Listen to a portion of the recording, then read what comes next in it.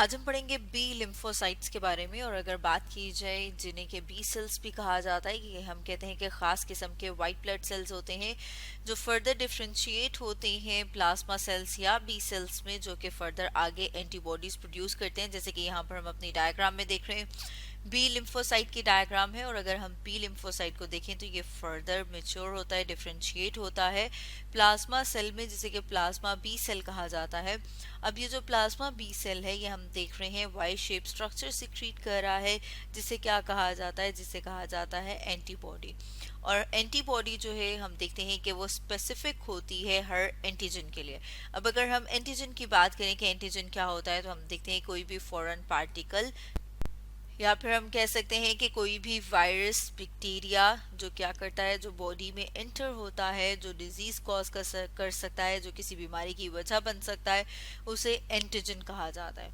अब अगर हम बी सेल्स की बात करें, जैसे कि हम कह रहे हैं कि बी लिम्फोसाइट्स को क्या कहा जाता है, उन्हें बी सेल्स भी कहा जाता है।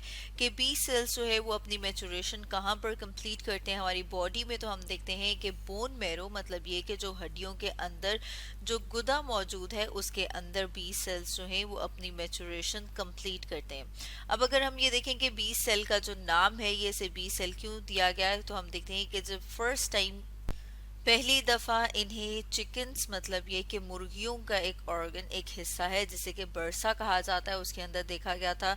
तो इसलिए इन्हें क्या कहा जाता है, बर्सा से बी लेके के बी सेल्स। इसके अलावा अगर हम ह्यूमंस में देखें, ये तो हमने चिकन्स में बात की, उसके बाद देखा गया कि ह्यूमंस में बोन मैरो में ये सेल्स बनते हैं, मेच्योर होते हैं। इसके अलावा हम देखते हैं कि बी सेल्स को कहाँ पर रिलीज किया जाता है, ब्लड में।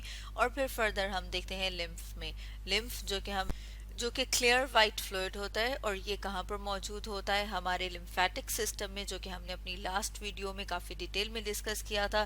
तो अगर हम बी लिम्फोसाइट्स की बात करें, तो जो इंडिविजुअल बी सेल्स हैं वो हम देखते हैं कि टी सेल्स की तरह वो भी ख़ास एंटीजन को रिकग्नाइज करते हैं और अपने आप को उसके साथ अटैच करते हैं ताकि उसको डिस्ट्रॉय कर दें, उसको ख़त्म कर दें। अब अगर हम ये बात करें कि जब एक बी सेल, बी लिम्फोसाइट जब किसी एंटीजन के साथ अटैच होता है, तो फर्दर उसके बाद क्या होगा, उसके लिए साथ में जैसे कि हम अपने सामने डायग्राम देख रहे हैं, इसमें ये जो डॉट्स हैं क्या शो कर रहे हैं, किसी भी एंटीजन को, मतलब ये कि किसी भी फॉरेन पार्टिकल को, किसी भी वायरस या बैक्टीरिया को। तो हम देखते हैं कि जब बी सेल का इनकाउंटर होता है किसी भी एंटीजन के साथ, तो फिर फर्दर वो डिवाइड होना स्टार्ट हो जाएगा। और डिवाइड होने के साथ साथ हम देख रहे हैं कि वो डिफरेंशिएट हो जाता है दो तरह के सेल्स में। अब वो कौन से दो तरह के सेल है, उसमें हम देखते हैं कि एक जो है उन्हें कहा जाता है प्लाज्मा सेल्स, और जो दूसरे हैं उन्हें कहा जाता है मेमोरी बी सेल। इसके अलावा अगर हम देखें तो यहाँ पर हम देख रहे हैं कि जो एंटीजन है वो खास किस्म के बी लिम्फोसाइट्स के साथ, स्पेसिफिक बी लिम्फोसाइट्स के साथ अटैच होता है, जिनके पास उस एंटीजन के लिए रिसेप्टर्स मौजूद होंगे, बाइंडिंग साइट्स मौजूद होंगी। जैसे यहाँ पर हम देख रहे हैं कि यहाँ पर ये भी बी सेल्स मौजूद हैं, लेकिन क्योंकि इस वाले एंटीजन के बाइंडिंग साइट, या फिर हम कह सकते हैं कि किसके साथ बाइंड कर सकता है, वो इस वाले बी लिम्फोसाइट के साथ अपने आप को बाइंड कर सकता है। तो ये वाला जो है ये क्या हो जाएगा, सिलेक्ट हो जाएगा।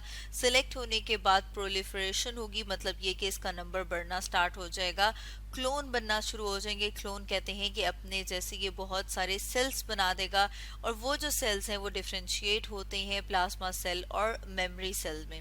अब अगर हम प्लाज्मा सेल की बात करें, तो हम कह सकते हैं कि जो हर प्लाज्मा सेल है वो एक किस्म की एक फैक्ट्री है जो एंटीबॉडीज को प्रोड्यूस करती है। और ये जो एंटीबॉडीज हैं ये स्पेसिफिक होती हैं उस एंटीजन के लिए। इसको अगर हम यहाँ पे ब्लैक से सर्कल कर लें कि ये क्या है, एंटीजन्स, तो हम देख रहे हैं कि ये जो वाई शेप एंटीबॉडीज हैं ये स्पेसिफिक होती हैं किसके लिए, अपनी एंटीजन के लिए।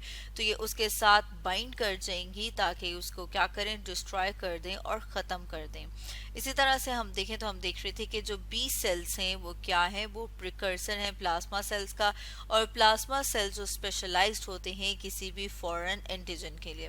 अब अगर हम प्लाज्मा सेल को देखें तो दोबारा से हम बात कर रहे हैं प्लाज्मा सेल की, कि जैसे हमने ऊपर बात की थी कि प्लाज्मा सेल बायोकेमिकल फैक्ट्री है, और एक ऐसी फैक्ट्री है जो क्या प्रोड्यूस करती है, जो एंटीबॉडी प्रोड्यूस करती है। और वो एंटीबॉडी किसके अगेंस्ट होती है, वो एंटीबॉडी होती है किसी भी खास एंटीजन के अगेंस्ट। तो अगर हम इसको रिकॉल करें, दोबारा से बात करें कि अगर हम देखें कि जो बी लिम्फोसाइट्स हैं वो कहाँ से बनते हैं, तो उसमें हम देखते हैं कि वाइट ब्लड सेल्स जो बोन मैरो में बनते हैं वो कहाँ पर हैं, एक्टिव होते हैं लिम्फेटिक टिश्यू में।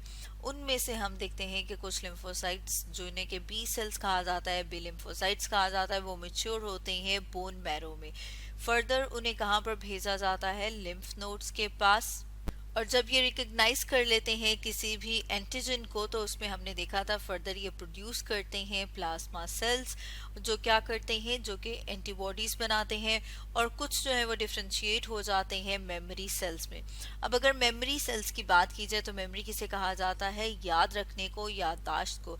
तो हम देखते हैं कि जो मेमोरी सेल है वो क्या करता है, वो उस एंटीजन को जो है वो मेमोराइज कर लेगा, मतलब ये कि उस एंटीजन को याद कर लेगा, ताकि अगर कभी दोबारा बॉडी का इनकाउंटर हो उस एंटीजन के साथ, मतलब ये कि बॉडी में अगर वो एंटीजन दोबारा एंटर हो, जैसे कि यहाँ पर हम अपने इस डायग्राम में देख रहे हैं, अगर इस एंटीजन की बात की जाए कि ये दोबारा अगर बॉडी में एंटर हो तो मेमोरी सेल एक्टिवेट हो जाएंगे, और एक्टिवेट होने के बाद ये क्या करते हैं, ये फर्दर प्लाज्मा बी सेल्स, और प्लाज्मा बी सेल्स जो है वो एंटीबॉडी सिक्रीट करते हैं, लेकिन उसमें उतना टाइम नहीं लगता जितने कि हम देख रहे हैं कि एंटीजन के फर्स्ट इनकाउंटर में होता है।